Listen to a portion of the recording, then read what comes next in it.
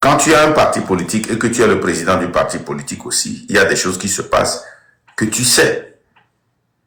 Parce qu'il y a des lois qui régissent ce parti politique. Il y a des règlements intérieurs, il y a des lois. Quand c'est une association, c'est la même chose. Mais quand c'est un mouvement, c'est comme si, quand tu prends le mouvement des Rastas, Bob Marley ne sait pas ce que le Rasta qui est au Togo le fait. Soit il est dans l'idéologie ou il ne l'est pas. C'est la même chose pour le Train de la Liberté. Le Train de la Liberté est un mouvement. Ce n'est pas un parti politique, ce n'est pas une association, ce n'est pas une compagnie. Maintenant, quand il s'agit de ceux avec qui je travaille, qui sont proches de moi, je n'ai pas le contrôle de ces gens-là à 100%. Par exemple, Vaïda est là-bas. Il est bien vrai qu'elle m'a averti qu'elle va faire des lives que je peux ne pas aimer, mais je ne peux pas l'interdire de faire ce live. Même si je dis ne le fais pas, elle peut le faire en son propre nom. Je n'ai pas accès à tout ce qu'elle va dire. De la même manière, quand je travaillais avec les gens qui ne sont plus dans le Train de la Liberté, je ne suis pas à 100% au contrôle de ce qu'ils sont en train de faire. Je suis au contrôle, je suis au courant de certaines dépenses que nous faisons, de certains projets que nous faisons, mais rappelez-vous, comme nous l'avions dit au début, et la VAR, elle est là, c'est un mouvement populaire. Et tant que quelqu'un est... Comment est-ce qu'on rentre dans le train? On rentre dans le train en s'adhérant à l'idéologie. Maintenant, la vie privée des gens qu'ils amènent dans la lutte et dans le mouvement, je ne suis pas au contrôle. Est-ce que j'étais au courant que les parties privées des gens étaient distribuées? Non, je n'étais pas au courant. Je n'étais pas au courant. Je viens de l'apprendre comme vous.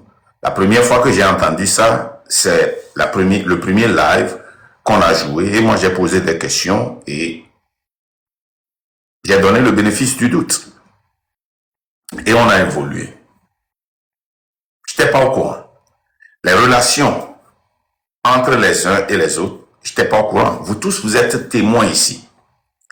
Quand les cas étaient parmi nous, il y a plusieurs fois que j'ai appelé la légende pour lui dire que certaines des discussions qui se passent sur la toile doivent s'arrêter.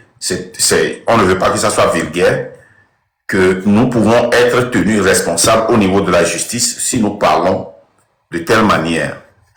Et ça, c'était arrêté. Rappelez-vous de comment certaines discussions, certaines pagailles étaient faites. Et moi, j'ai compris que nous étions très jeunes dans la lutte et que, bon, il y a des temps où on s'amuse. Il y a des temps même où moi-même j'amène ces amusements. Mais quand il s'agit de dénigrer les femmes ou bien de parler des parties privées, des trucs là, moi j'arrête ça directement. Ok, moi j'arrête ça. Vous allez voir les pagailles que nous faisons, que moi j'amène sur la toile. C'est sur la nourriture, sur ceux qui sont en France, ceux qui sont aux États-Unis, des pagailles qui ne font pas du mal aux gens. Mais les révélations que j'ai écoutées cette semaine, moi je dis que si c'est vrai, je n'épouse pas tout ce qui s'est passé là. Moi, si c'est vrai, je ne les épouse pas. Je dénonce ça fermement. Je me dis que oui, nous sommes dans la lutte, comme dans tous les boulots. Les gens se trouvent dans des boulots et développent des relations. Les gens peuvent se rencontrer sur la toile et peuvent développer des relations. Mais les déclarations et les révélations qui se sont faites ne sont pas de ce genre-là. Et je déplore ça. Je voudrais, au nom du Train de la Liberté, tout d'abord m'excuser de tous ceux qui ont été victimes. Tous ceux qui ont été victimes, je voudrais vraiment m'excuser. Tous ceux qui ont été drainés dans la boue, je voudrais vraiment m'excuser. Ce n'est pas la nature du train de la liberté, ce n'est pas la nature de ceux qui sont dans le train de la liberté. Et je suis aussi vraiment fier que ceux qui ont tenu ce type de comportement ne sont plus dans le train. Vous allez comprendre que certains des comportements que moi j'ai vus, même si ce n'est pas de manière sexuelle, m'ont fait comprendre que ce n'est pas tout le monde qui était dans la lutte avec nous ou qui avait les mêmes agendas que nous. Et c'est pour cela que je me suis séparé de beaucoup de gens. Voilà. Maintenant, quand il s'agit de la cotisation, des cotisations qui ont été faites, j'ai été toujours consistant. J'avais été très accusé et vous allez voir que même ceux qui nous ont quittés m'ont accusé que si je n'avais pas dit non aux cotisations, aujourd'hui on devait avoir assez d'argent en banque pour pouvoir utiliser ça dans la lutte. Et la raison pour laquelle moi j'avais dit non aux cotisations et non aux inbox, j'avais expliqué ça et j'étais clair. Non aux inbox. Ça ne veut pas dire qu'il n'y aura jamais d'inbox. Mais quand vous travaillez et vous êtes devenu, vous êtes à un niveau de la lutte, oui, vous allez vous communiquer, vous allez vous appeler. Mais ces inbox et ces groupes-là, j'ai dit non à ça parce que j'ai dit que ça a coûté la vie à nos frères dans les luttes précédentes à travers les OSAP. C'est comme ça qu'on a arrêté les gens. C'est comme ça que les gens ont été dénoncés. Les groupuscules-là ont brisé les relations, ont cassé des gens. Il y a eu des légédétologies dans ces groupuscules. Donc, j'ai refusé à ça. Et j'étais venu, je me rappelle très bien, un jour, vous dire que quand les gens disent que et les gens ne me challengent pas, que la légende m'avait mis dans un groupe et c'était très intense. Moi, on m'a invité dans plusieurs groupes. J'ai dit non. Je vous ai donné l'exemple du groupe que Kossi Le Tourbillon a créé. Il m'a invité. J'ai décliné. Il y a beaucoup de groupes qu'on a créés, qu'on m'a invité, que j'ai refusé. Parce que je n'aime pas aller dans ces groupes-là. Parce que ce qui se passe dans ces groupes, les gens développent de petites relations, des groupuscules, et font des discussions de la lutte et prennent des décisions qui affectent la lutte que nous, les leaders, nous ne savons pas. C'est pour ça que j'avais dit totalement non à ça.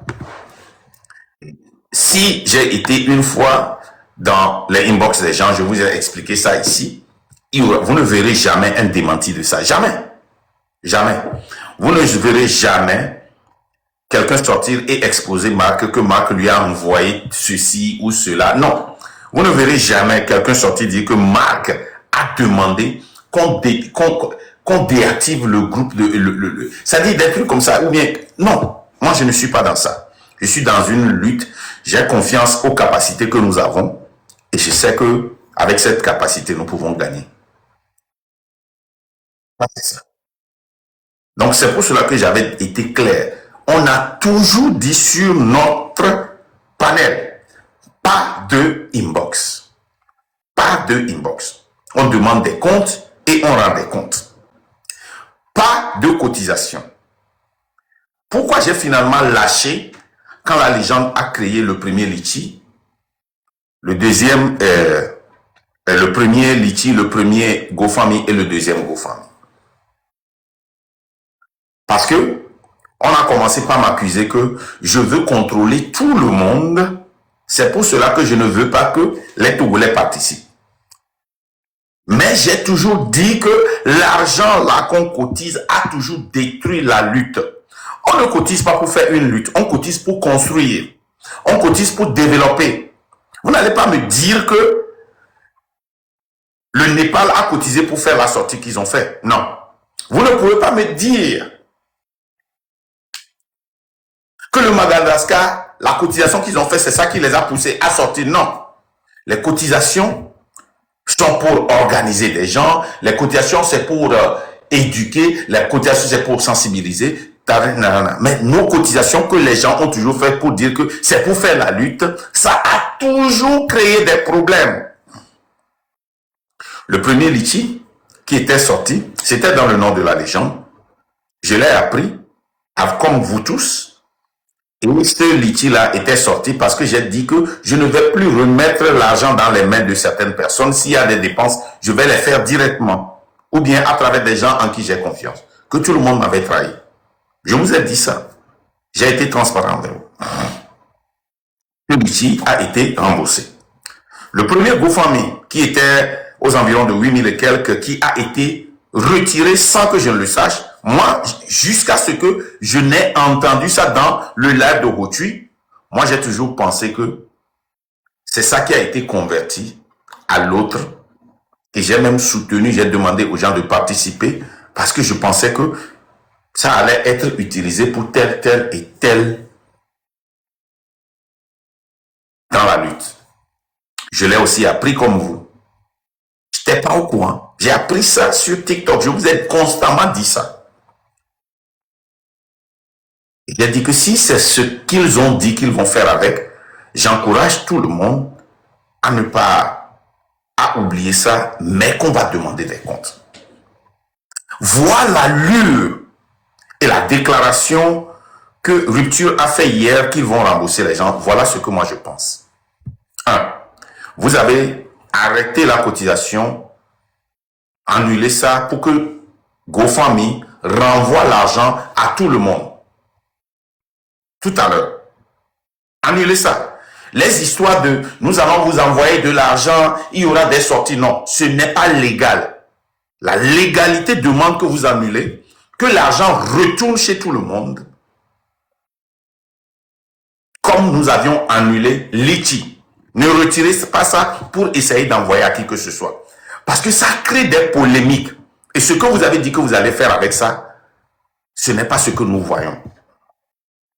J'ai dit ceci quand Rupture était sorti et le nom Rupture est sorti. J'ai parlé spécifiquement de cette cotisation et j'ai dit ceci. Je vais revenir sur les 8 000. Et j'ai dit ceci. Que normalement, selon la loi, la légende et Rupture devraient laisser la cotisation là. Parce que cette cotisation a été faite dans le nom du train de la liberté. Ça s'appelle aux États-Unis false advertisement. Et si moi je faisais ça ici aux États-Unis et les gens portent plainte, j'irais en prison. Et false advertisement. Et ça s'appelle corruption, vol. Mais comme nous sommes tous dans la lutte, je ne voulais pas faire une polémique. J'ai été clair, allez revoir ma vidéo. Je suis constant dans ça. Mais vu ce qui se passe aujourd'hui, je vais prier la légende et Rupture d'annuler cette cotisation parce que vous avez les moyens, la force, les gens sont derrière vous, ok, qui vous soutiennent. Ils sont dans Rupture ou bien dans le train, comme nous l'avions annulé le Litchi, les gens ont réutilisé ça pour donner. Si les gens veulent soutenir encore ce que vous êtes en train de faire, ils vont ramener ça. Pour l'amour de Dieu, annuler ce GoFundMe pour que tout le monde puisse recevoir son argent. Là, vous n'aurez pas à vouloir... Parce que vous allez... selon la loi, si vous dites que vous allez rembourser à n'importe qui, même l'année prochaine, quelqu'un peut demander que vous le remboursez. Vous allez faire comment? Si quelqu'un vient mentir que le nom là que vous avez vu, parce qu'il y a la liste là-bas, les gens peuvent mentir et dire que le nom, l'anonymous là, c'est moi qui ai cotisé. Comment est-ce que vous saurez que c'est cette personne-là? Ça n'a pas de sens. Annulez ce GoFundMe et réouvrez un GoFundMe au nom de Rupture pour que les gens viennent et cotiser pour vous. Nous luttons contre un régime que nous accusons de ne pas faire les choses claires, d'être corrompus, de voler. Mais nous-mêmes, nous faisons la corruption. Nous volons. Arrêtons ça. Ce GoFundMe là, qui est à 13 000 et quelques là, annulez ça et demandez aux gens de prendre cet argent. Quand on avait annulé Litchi qui était à 8 000, les gens sont venus recotiser là-bas, ceux qui voulaient cotiser.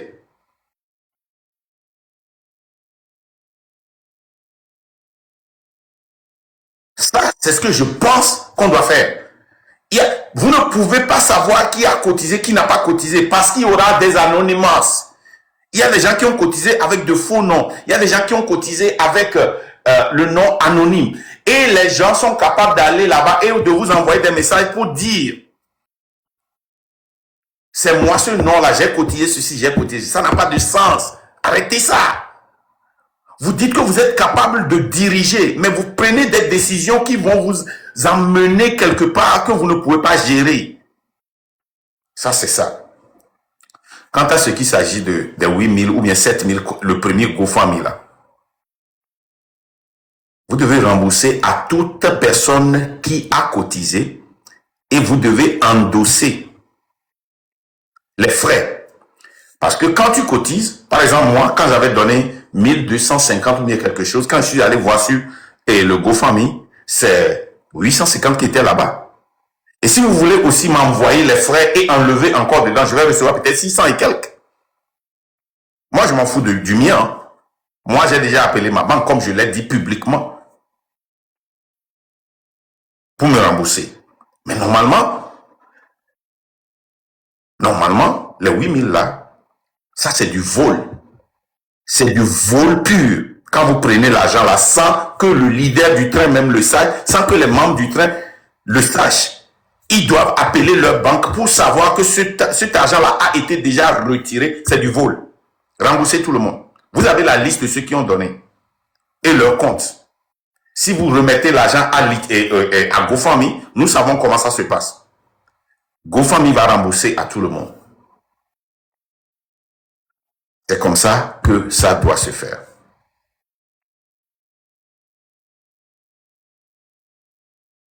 L'argent là doit être remboursé. Les deux GoFundMe là doivent être remboursés. Normalement, la légende, tu n'avais pas le droit de lancer ces GoFundMe quand on avait dit dans le train qu'il n'y aura pas de cotisation.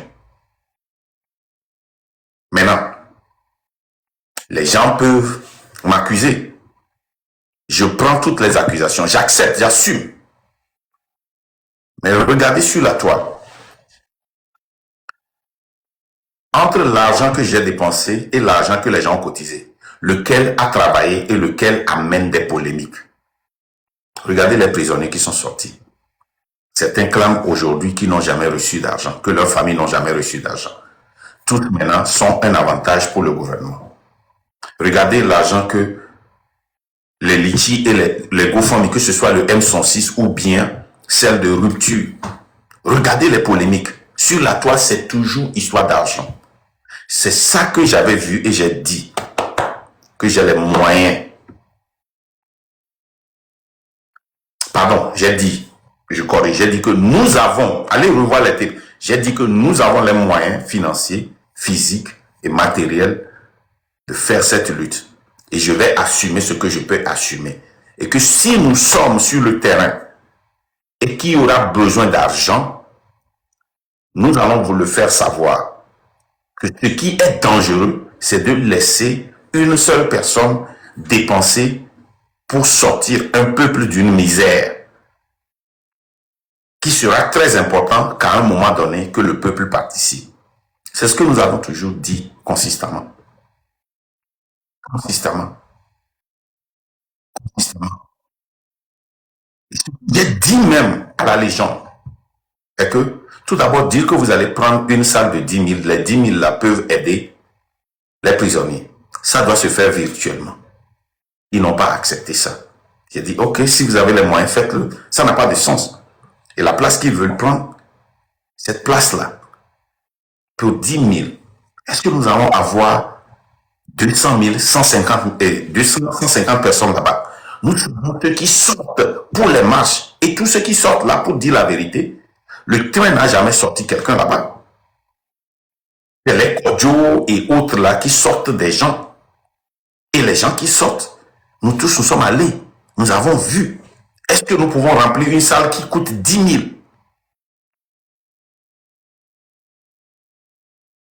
Ça s'appelle une gérance. En matière de business, ça n'a pas de sens.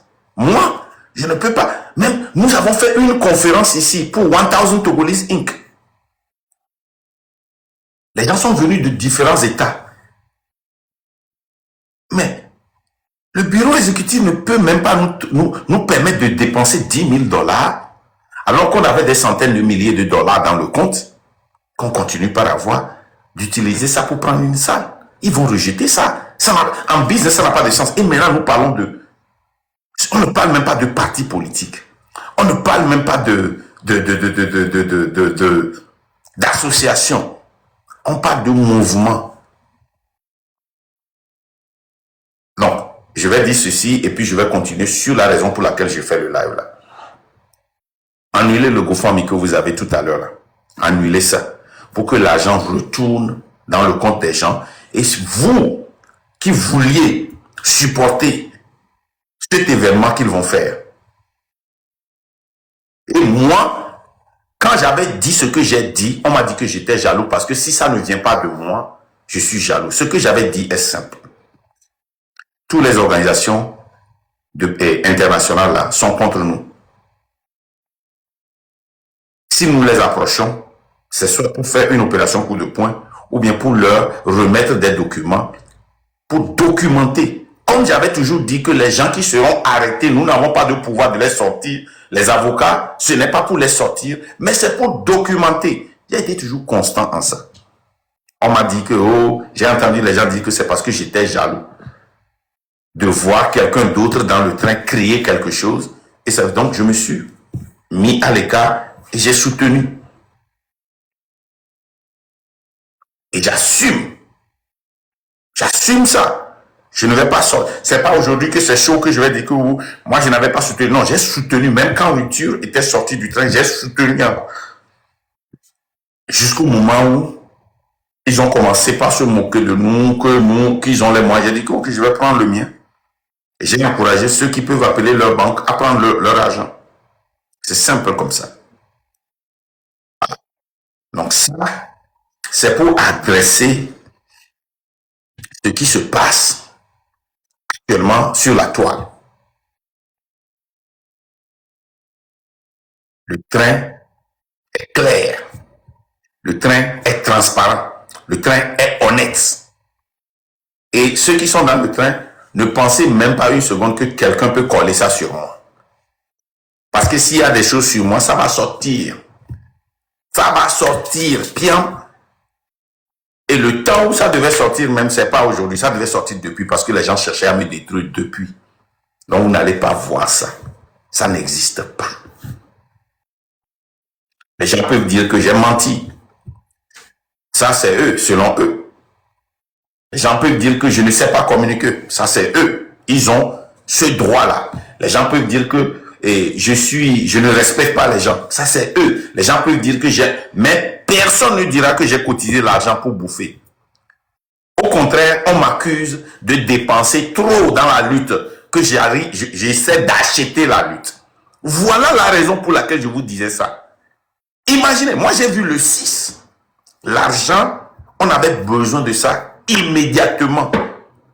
On n'avait même pas le temps. Il y avait cette cotisation, hein, mais on n'avait même pas le temps d'attendre pour que cet argent-là soit débloqué et être disponible dans 2 jours, 3 jours pour pouvoir utiliser ça. Non, on demandait et ça sortait. On demandait, ça sortait directement.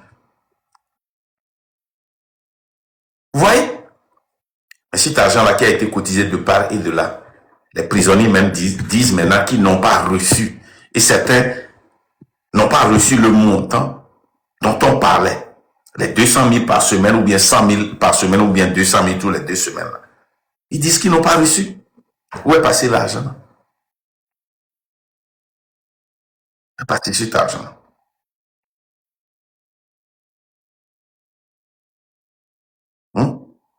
Et cette lutte-là, pourquoi chaque fois on en a parlé au début? Cette lutte-là, ça détruit les relations, ça sépare les familles. Et ce que moi j'avais dit,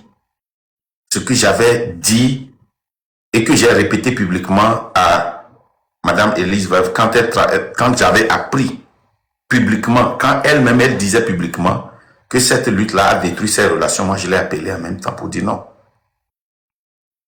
Si vous n'êtes pas à tel niveau, tu as ce devoir-là parce que nous voulons dire demain à nos enfants, à nos enfants, ou bien nous voulons que la génération qui arrive ne dise pas que oh, si on fait cette lutte-là, ça va nous détruire. Et c'était pour la soutenir.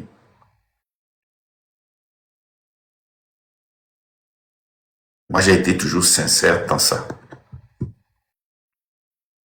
Maintenant, la raison pour laquelle j'ai allumé ce live-là, au moment où il y a tout cela qui se passe, il y a quelque chose aussi qui se passe que personne ne voit. Et il semble que je suis peut-être la seule personne qui voit ça. Cette assise-là, vous allez voir qu'il y a une semblance de réconciliation entre le M106 et les partis politiques pour essayer de participer tous à cette assise-là. J'ai entendu mon frère Kodjo dire qu'il n'était pas au courant de la conférence de presse qui avait été organisée la dernière fois par les sociétés civiles, les partis politiques, les activistes, les mouvements, les clergés et autres là, et l'assise qui arrive. Donc, j'ai une vidéo ici, ou bien audio, que je vais vous jouer, et nous allons tous décortiquer, et nous allons aussi voir, comment l'appelle-t-on, et nous allons aussi voir l'opinion des uns et des autres. Parce que là où nous sommes là, ce qui se passe derrière là, c'est très dangereux. C'est très, très, très dangereux. Je vous ai montré ici le post de ce mouvement-là qui essaie déjà de mettre dans la tête des gens que nous devons faire une assise, que Ford doit inviter les jeunes pour faire une assise. Je vous ai dit que tous ces frères et sœurs qui font la lutte avec nous sont au courant de l'assise qui arrive. Ils sont tous au courant. Matter of fact, c'est quand j'ai commencé par parler, depuis le mois passé, de ces assises-là, nationales, que Ford a déjà négocié. Fabre est au courant. Tous sont au courant. Nicodème Habia est au courant. Olympio est au courant. C'est pour cela qu'ils sont tous sortis la dernière fois pour faire, et comment l'appelle-t-on, les gens des partis et des sociétés civiles, ils sont tous au courant. Le M106 est au courant, je vous l'ai dit. Depuis que je parle de ceci, plus d'un mois, combien de personnes sortent pour démentir ça? Non. Plutôt, salut Théo, plutôt, ce que nous voyons, c'est que ils sortent pour faire des conférences de presse, des posts. Le premier post, c'est ceci. Je vais vous montrer, je vais retourner encore et nous allons voir. Parce que c'est dangereux ce qui se passe. Les gens ont monnayé la lutte, je vous ai dit. Ils ont monnayé la lutte, mais ils refusent de... Tous sont au courant. Moi, je ne vais jamais croire, même si mon frère Kodjo vient me dire qu'il n'est pas au courant, je dis c'est faux, tout le monde est au courant. Tout le monde.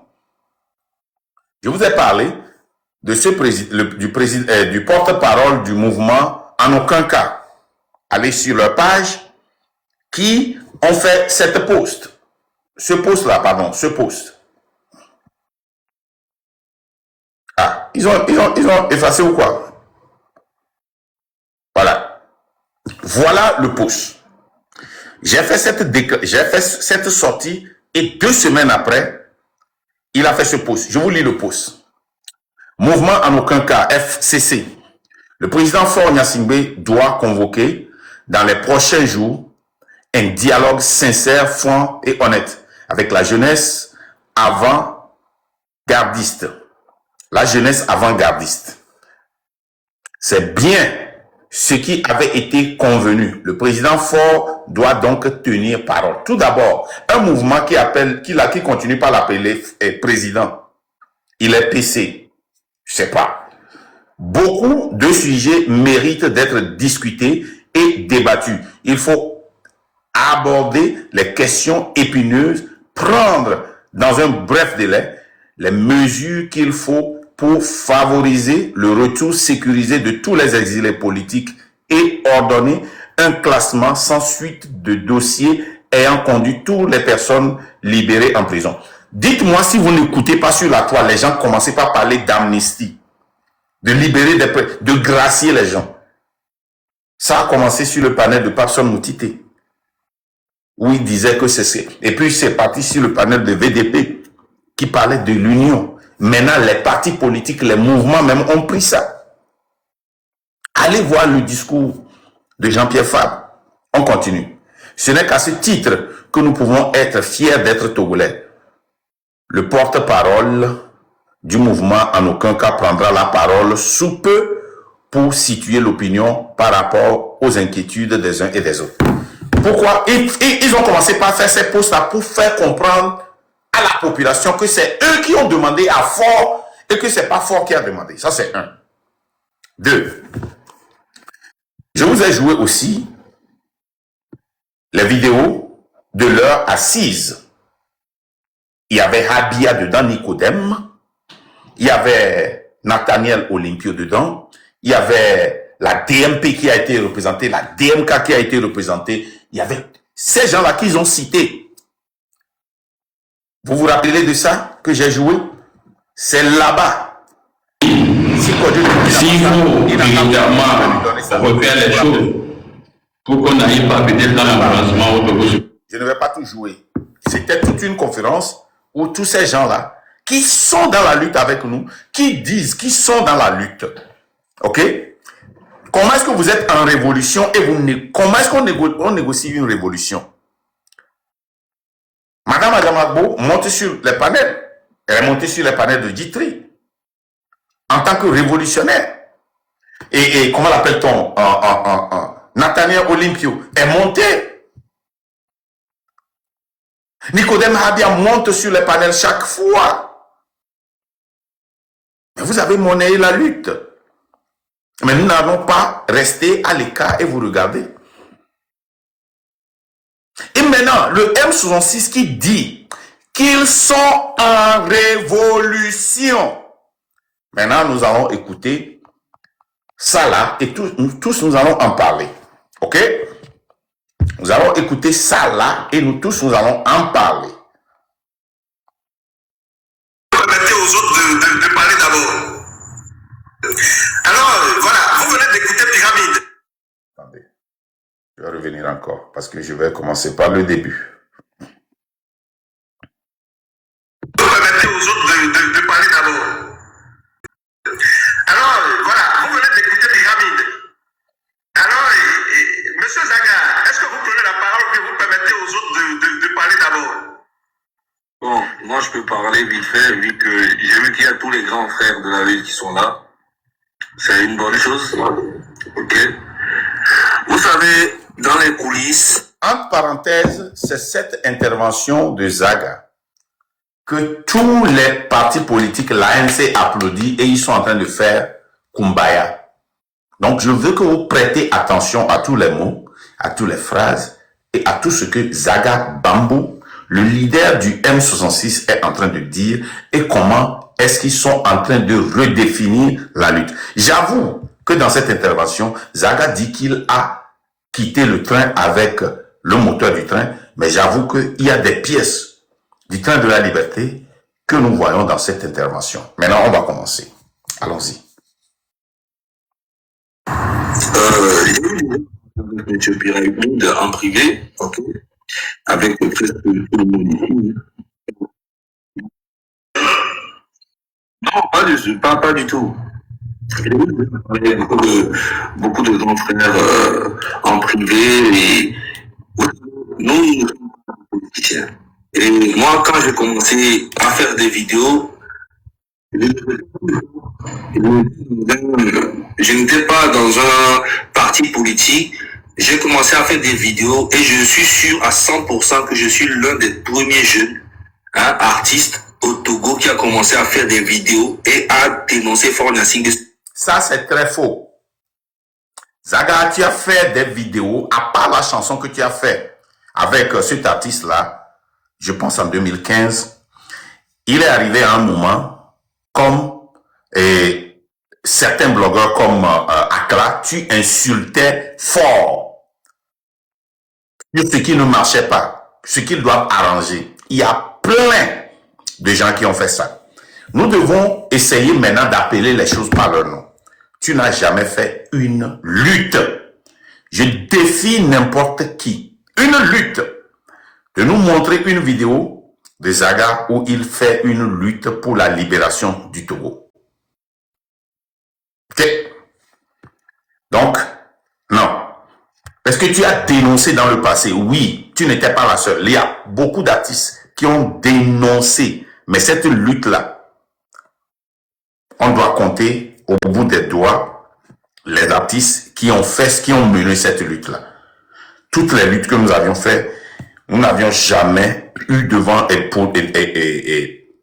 blogueurs, artistes qui ont mené cette lutte. J'ai toujours dit ça.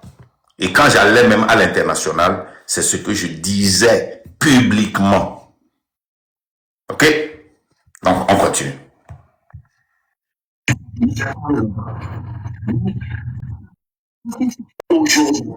Et tu as aussi fait exactement comme Akla. Il y a eu un moment où tu as insulté fort parce que ça n'allait pas, on t'a boycotté, tu as dénoncé leurs pratiques. Oui. Il y a eu un moment aussi que tu as soutenu fort, comme Akla. Parce que tu pensais que on peut s'associer avec lui, tout va changer. Et maintenant aussi, tu es contre fort. Je veux que ça soit clair. Ça, c'est la vérité. Maintenant, on continue.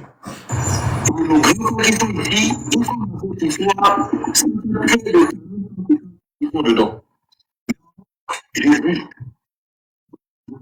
des vidéos pour dénoncer vraiment fort Nassingé. Là, c'est vrai. Et il a continué jusqu'aujourd'hui. À un moment donné, j'ai arrêté. Donc là, nous devons mettre cette différence. Dénoncer, insulter, mais cette lutte-là, non. Il faut qu'on sépare ça. On y va. J'ai vu que ni le peuple, ni les opposants, ni qui que ce soit. Je me suis... Attendez, répétez ce que vous venez de dire. Parce qu'il y a des gens qui croient que M. Zaga Bambo, il y a 6 mois que vous êtes entré dans la lutte. Chers amis, écoutez très bien ce que M. Zaga dit. Parce que souvent on écoute, c'est comme si c'est il y a 6 mois, M. Zaga Bambo, lui en tout cas particulièrement, il a commencé par s'intéresser à la politique, à la situation du Togo. Il a dit, il a commencé depuis 15 ans. Et si quelqu'un veut dire le contraire, la personne n'a qu'à nous le dire ici en même temps. Allez-y, M. Zaga. Il y a beaucoup, je vois beaucoup de personnes qui parlent, mais je les regarde. Moi, quand j'ai commencé à faire des vidéos sur YouTube, je vous te jure, il y avait aucun, je ne voyais personne qui parlait de fort comme ça. C'est très faux. Allez voir nos vidéos. Nous, on faisait des vidéos très amères et très pointues. Ok? Oui, je suis d'accord. Il y a 15 ans, tu faisais des vidéos, des lives pour insulter fort. Avant de lui demander pardon et de rentrer au pays. Ok? Mettons une distinction. Parce que c'était quelque chose de personnel. La manière dont ils t'ont traité. La manière dont ils t'ont boycotté. Nous sommes d'accord. Ok? Il faut que nous appelons A par A, B par B. Ok? Maintenant, on va rentrer dans le vif du sujet pour lequel je joue ça. Moi, je ne vais pas retirer un crédit de quelqu'un. Tu ne peux pas dire que quand tu faisais les vidéos... Donc, 2005, 2006, les tueries là, quels sont ceux qui sortaient et on les a tués? Tu vas me dire que 2010, il y avait personne qui était sorti, qui faisait des vidéos. Tu vas me dire que en 2015, il y avait personne. 2017, quand il était sorti, avec tous les gens là, Omolou qui est en prison. Arrêtez ça. Arrêtez ça, c'est très faux.